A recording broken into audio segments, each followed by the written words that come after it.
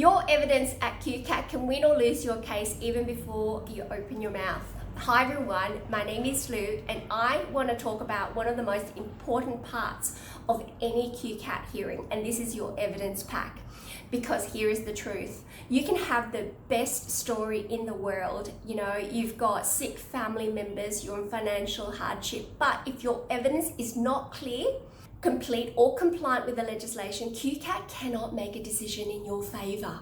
All right, the members are not also there to dig through your paperwork and guess what happened.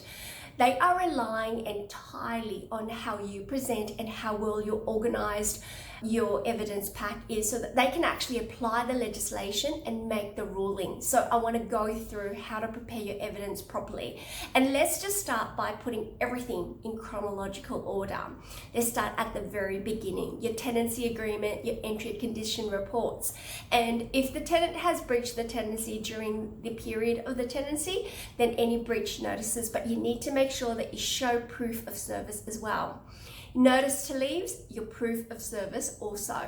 You want to show them how and when these documents were given to your tenants, whether you handed it over, take a photo, whether you had posted it, make sure it's registered, or whether you have emailed it, okay, so that's your red receipt. Next, you need to include your rent ledger, because this is the most powerful piece of evidence in rent-related disputes, right? And it should show clearly when the tenants have stopped paying their rent and how much they owe you, okay? So the member is going to want to calculate how much they owe you.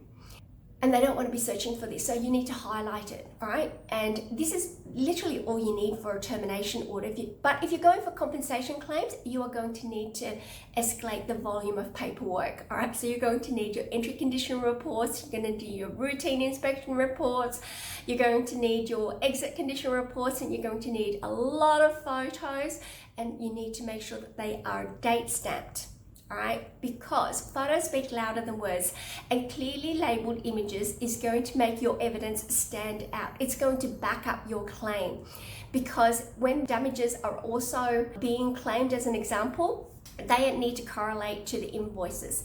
Now, members will look at quotes, but they prefer invoices. Then you also have your communication log with the tenant. They could be messages, texts, notes from phone calls with your tenants. Take screenshots of everything, because this shows your attempts to try and resolve things before applying to QCAT, demonstrating your reasonableness and compliance with your duty to mitigate loss under Section 362.